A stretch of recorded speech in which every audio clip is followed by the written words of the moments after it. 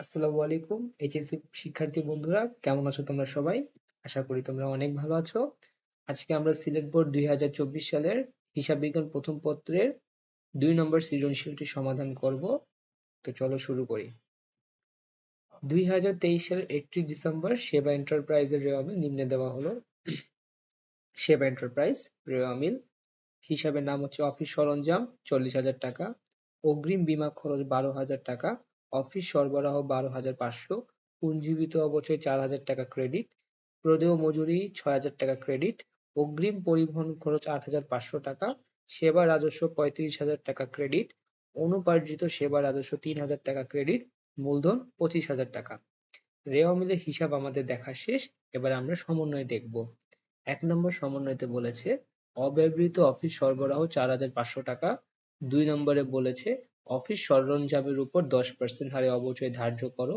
3 নম্বরে বলেছে প্রতি মাসে মাসে হবে এটা 600 টাকা হারে অগ্রিম বীমা নিঃশেষ হয়।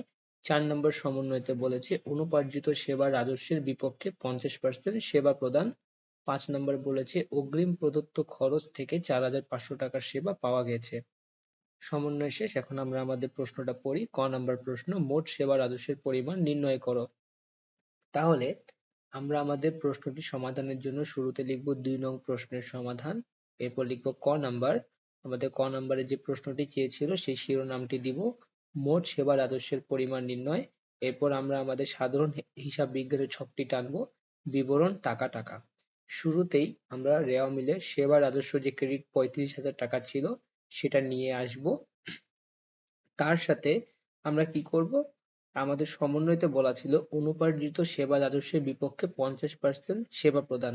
তার মানে হচ্ছে আমাদের রেওয়া মিলে অনুপার্জিত সেবা রাজস্ব ছিল 3,000 টাকা, তার মধ্যে 50% সেবা দেওয়া হয়ে গেছে। তার মানে যে 50% সেবাটা অবশিষ্ট ছিল সেটা কি হয়েছে, অর্জিত হয়েছে। সেজন্য আমরা কি করব, যোগ করব অনুপার্জিত সেবা রাজস্বের অর্জিত অংশ। তাহলে 3,000-এর 50% বা 50% হয় হচ্ছে 1,500 টাকা। তাহলে আমাদের রেওয়া মিলের রাজস্ব ছিল হচ্ছে 35,000 টাকা, তার মধ্যে 1,500 টাকা অর্জন হয়েছে, তাহলে আমাদের যোগ করে আমরা পাই হচ্ছে 36,500 টাকা। তাহলে আমাদের মোট সেবা রাজস্বের পরিমাণ হচ্ছে 36,500 টাকা। আশা করি তোমরা ক নাম্বারটি বুঝতে পেরেছো। এবার আমরা আমাদের খ নাম্বার প্রশ্নটা পড়ি, সেটি হচ্ছে আয় বিবরণী প্রস্তুত করো। তো চলো আমরা আয় বিবরণী প্রস্তুত করি। আয় বিবরণী প্রস্তুতের জন্য আমরা শুরুতে প্রতিষ্ঠানের নাম সেবা এন্টারপ্রাইজ লিখব, আয় বিবরণী লিখব। এরপর হচ্ছে 2023 সালের 31 ডিসেম্বর সমাপ্ত বছরের জন্য এটা অবশ্যই লিখব। এরপর আমরা আমাদের কাঙ্ক্ষিত ছক বিবরণ টাকার ঘর 3টা দিব। এরপর আমাদের শিরোনামটি হবে আয় সমূহ। আয়ের সাথে ব্যয় বাদ দিলে আমরা হচ্ছে আমাদের নিটাই পাবো। তো সেই ক্ষেত্রে আমাদের আয়ের মধ্যে প্রথমে আসবে হচ্ছে মোট সেবা আয়। তো আমরা আমাদের মোট সেবা আয় 36,500 টাকা ক নাম্বারে দেখো পেয়েছিলাম, সেটাই আমরা কি করব, সরাসরি লিখে দিব। এখন আয়ের সাথে আমরা আমাদের ব্যয় বাদ দিব। ব্যয়তে আমাদের সর্বপ্রথম কত কত আসবে, তাহলে আমাদের ব্যয়তে সবার আগে আসবে হচ্ছে অফিস সরবরাহ। তো অফিস সরবরাহ খরচ আমাদের রেওয়া মিলে ছিল কত টাকা, 12,500 টাকা। এর মধ্য থেকে দেখো আমাদের সমন্বয়তে বলেছে যে অব্যবহৃত অফিস সরবরাহ 4,500 টাকা। তার মানে আমার কাছে 12,500 টাকার অফিস সরবরাহ ছিল, যার মধ্যে 4,500 টাকা আমি ব্যবহারই করি নাই, তার মানে খরচই করি নাই। তাহলে আমরা আমাদের মোট অফিস সরবরাহ থেকে যে পরিমাণটা আমরা ব্যবহার করি নাই সেটা যদি বাদ দিই তাহলে আমরা মোট খরচটা পেয়ে যাই। তাহলে আমাদের মোট অফিস সরবরাহ খরচ হচ্ছে 8,000 টাকা। ঠিক আছে। এরপর আমরা বের করব অফিস সরঞ্জামের উপর অবচয়। তো আমাদের রেওয়া মিলে অফিস সরঞ্জাম কত টাকা ছিল, 40,000 টাকা। তো আমরা আমাদের অফিস সরঞ্জামের অবচয় শিরোনামটি দিব, তারপর 40,000 টাকা লিখব। এই 40,000 টাকার উপর 10% ধার্য করতে বলছে। তো সেই 10% হচ্ছে আমাদের 4,000 টাকা অফিস সরঞ্জামের অবচয়।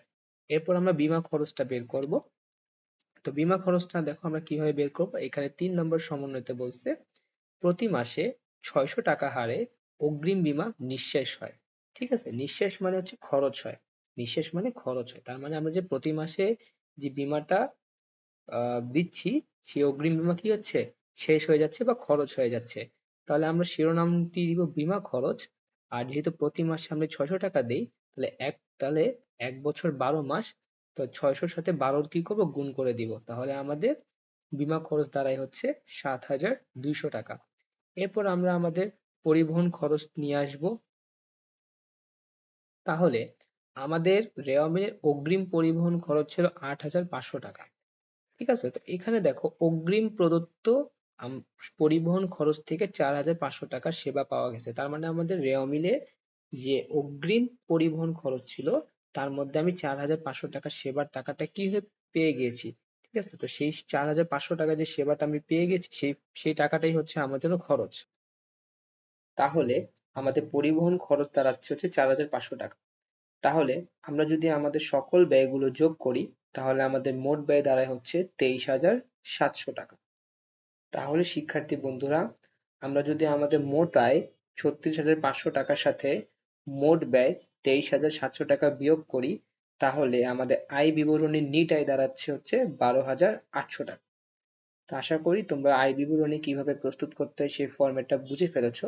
এবার আমরা গ নাম্বার প্রশ্নতে চলে যাব। গ নাম্বার প্রশ্নতে বলছে চলতি সম্পদ ও চলতি দায় নির্ণয় পূর্বক কার্যকরী মূলধন দেখাও। আচ্ছা, তার মানে আমাদের চলতি সম্পদ এবং চলতি দায় বের করতে হবে, কিন্তু তার আগে আমাদের কার্যকরী মূলধন বের করতে হবে। তো শিক্ষার্থী বন্ধুরা, কার্যকরী মূলধনের সূত্রটাই হচ্ছে চলতি সম্পদ থেকে চলতি দায় বিয়োগ করতে হবে। ঠিক আছে, তাহলে আমরা আমাদের গ নম্বর প্রশ্নতে চলে যাই।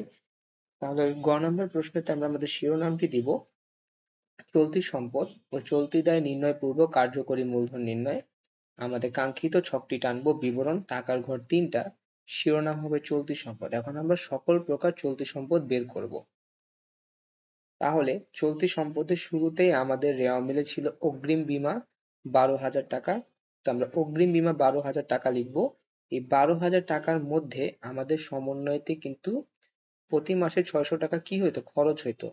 তো সেই অগ্রিম বীমার থেকে যে পরিমাণ টাকা খরচ হয়েছে সেটা আমরা কি করব, বাদ দিব। তাহলে অগ্রিম বীমা যে পরিমাণ সম্পদ থেকে বীমা খরচ যদি বাদ দিই 7,200 টাকা, যেটা আমরা খ নাম্বার থেকে পেয়েছি, তাহলে আমাদের অগ্রিম বীমার বা চলতি সম্পদের পরিমাণ দাঁড়ায় হচ্ছে 4,800 টাকা। এরপর আমরা যাব হচ্ছে অফিস সরবরাহ, যেটা ছিল আমাদের 12,500 টাকা। অফিস সরবরাহ 12,500 টাকার আমাদের কিন্তু রেওয়ামিলে বলেই দিয়েছিল যে আমাদের অফিস সরবরাহ 4,500 টাকায় কিন্তু কি করতে পারি নাই, ব্যবহার করতে পারি নাই। তার মানে হচ্ছে আমাদের মোট অফিস সরবরাহ ছিল 12,500 টাকা, যার মধ্যে 4,500 টাকা আমরা কি করি নাই, ব্যবহারই করি নাই। 4,500 টাকাই হচ্ছে আমার চলতি সম্পদ। তাহলে আমার মোট 12,500 টাকা থেকে যদি আমি 4,500 টাকার যদি সম্পদ ব্যবহার না করি, তাহলে আমার খরচ কত হবে, 8,000 টাকা হবে। ঠিক আছে, আশা করি তোমরা এতটুকু ভালোভাবে বুঝতে পেরেছো। এবার আমরা যাব হচ্ছে অগ্রিম পরিবহন খরচ, যেটা আমাদের ছিল 8,500 টাকার রেওয়া মিলে। এই 8,500 টাকার মধ্যে অগ্রিম প্রদত্ত পরিবহন খরচ 5 নম্বর সমন্বয়তে বলে দিয়েছিল 4,500 টাকা কি হয়ে গেছিল, সেবা দেওয়া পাওয়া গিয়েছিল। সেই সেবা পাওয়ার ফলে কি হয়ে গেছে, খরচ হয়ে গেছে। তো আমাদের অগ্রিম থেকে আমরা যে পরিমাণ সেবাটা পেয়ে গিয়েছি সেটা যদি বাদ দিই, তাহলে আমাদের অগ্রিম পরিবহন খরচ চলতি সম্পদ দাঁড়ায় হচ্ছে 4,000 টাকা। তাহলে আমরা যদি আমাদের সকল প্রকার চলতি সম্পদ যদি যোগ করি, তাহলে আমাদের মোট চলতি সম্পদ দাঁড়ায় হচ্ছে 13,300 টাকা। ঠিক আছে, তাহলে আমাদের মোট চলতি সম্পদ বের করে ফেলেছি। এবার আমরা কি করব, চলতি দায় বের করব। তো যেহেতু কার্যকরী মূলধন বের করার সময় আমাদের চলতি দায় বাদ দিতে হবে, এর জন্য আমরা শিরোনামে লিখবো বাদ চলতি দায়। আর আমরা চলতি দায়ের রেওয়া মিলের থেকে প্রথমেই প্রদেয় মজুরি, যেটা আমাদের ক্রেডিট পাশে 6,000 টাকা ছিল, সেটা নিয়ে আসব। তার সাথে আমাদের যে দায় অনুপার্জিত সেবা রাজস্ব 3,000 টাকা ছিল সেটাও নিয়ে আসব। কিন্তু আমাদের 4 নম্বরে বলে দিয়েছিল যে এই যে অনুপার্জিত সেবায় আমরা হচ্ছে লিখলাম, তার মধ্যে যে 50% কি হয়ে গেছিল, সেবাটা দেওয়া হয়ে গিয়েছিল। ঠিক আছে, যে অগ্রিম সেবাটা আমরা কি হয়ে গেছি, পেয়ে গেছি, বা আমাদের দেওয়া যেহেতু হয়ে গেছে, তো সেক্ষেত্রে যতটুকু অংশ আমাদের দেওয়া হয়ে গেছে অতটুকু অংশ আমরা কি করব, বাদ দিয়ে দিব। তার 3,000 টাকা ছিল, ওর মধ্যে 1,500 টাকা কি করে ফেলেছি, আমরা সেবা দিয়ে ফেলেছি। তাহলে আমাদের কত টাকা হচ্ছে অনুপার্জিত বা অগ্রিম সেবায় থেকে যায়, 1,500 টাকা। তাহলে আমরা যদি এখন আমাদের 6,000 টাকা 1,500 টাকা এই দুটো চলতি দায় যদি যোগ করি, তাহলে আমাদের মোট চলতি দায় দাঁড়ায় হচ্ছে ৭,৫০০ টাকা। ঠিক আছে? এখন আমরা কার্যকরী মূলধন বের করব। কার্যকরী মূলধনের জন্য আমরা কি করব? আমাদের মোট চলতি সম্পদ ছিল হচ্ছে ১৩,৩০০ টাকা। মোট চলতি দায় ৭,৫০০ টাকার সাথে বিয়োগ করে দিব। তাহলে আমরা কি পেয়ে যাব? কার্যকরী মূলধন ৫,৮০০ টাকা। তাহলে এই ছিল আজকের মতো ভিডিও। এসএসসি অ্যাকাউন্টিং পূর্ণাঙ্গ প্রস্তুতির জন্য চ্যানেলটি এখনই সাবস্ক্রাইব করে রাখো। আজকের এই সিলেট বোর্ডের অঙ্কটি বুঝে থাকলে ভিডিওটিতে একটি লাইক দিও এবং তোমার বন্ধুদের সাথে শেয়ার করিও। তোমাদের এক একটি সাবস্ক্রাইব আমাকে নতুন ভিডিও বানাতে অনেক উৎসাহ দেয়। তাহলে আজকের ভিডিওটি এখানেই শেষ করছি। তোমরা সবাই অনেক ভালো থেকো, সুস্থ থাকো। দেখা হচ্ছে পরবর্তী ভিডিওতে। ধন্যবাদ।